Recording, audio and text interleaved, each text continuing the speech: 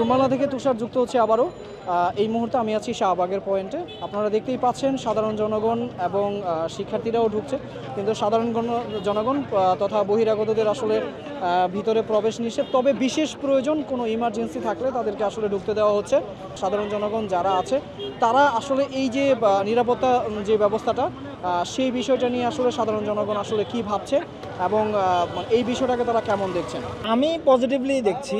আমি মনে করি যে এই যে শান্তিপূর্ণভাবে একটা নির্বাচন, ডাকসু নির্বাচন প্রায় আপনার 90-এর পরে তো আমরা সর্বশেষ 2019-এ দেখলাম, আর এবার হচ্ছে 17 বছরের অপশাসনের পরে যে আমরা একটা ডাকসু নির্বাচন হচ্ছে। 2019-এ তো একটা নামকরা ডাকসু নির্বাচন হয়েছে, সেখানে কেমন জালিয়াতি হয়েছে আমরা দেখেছি।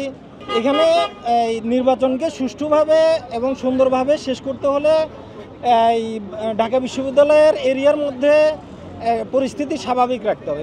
পরিস্থিতি স্বাভাবিক রাখার জন্যে বহিরাগত রেস্ট্রিকশনটা রেখেছে এবং এটা খুবই পজিটিভ এবং আমি মনে করি এটা আরও শক্তভাবে হ্যান্ডেল করা উচিত। আমি আসলে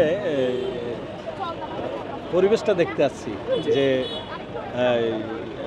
24শে জুলাই অভ্যুত্থানের পরে বাংলাদেশের ঢাকা একটা গুরুত্বপূর্ণ নির্বাচন, যদিও বা এটা ঢাকা বিশ্ববিদ্যালয়ের একটা অভ্যন্তরীণ নির্বাচন, ডাকসু সংসদ নির্বাচন, কিন্তু সারা দেশের মানুষ এবং সচেতন দেশপ্রেমিক জনগণ তারা এটার দিকে তাকাই আছে এক কথায়।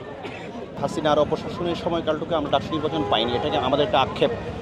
তো তারই পরবর্তীতে পরিস্থিতিতে এখন পর্যন্ত নিরাপত্তা ব্যবস্থা ভালো এবং আমরা আশা করি যে ছাত্রদের ভোটের যে প্রতিফলন এবারে নির্বাচনে ঘটবে। পরিবেশ তো যে কোনো সময় পরিস্থিতি চেঞ্জ হতে পারে।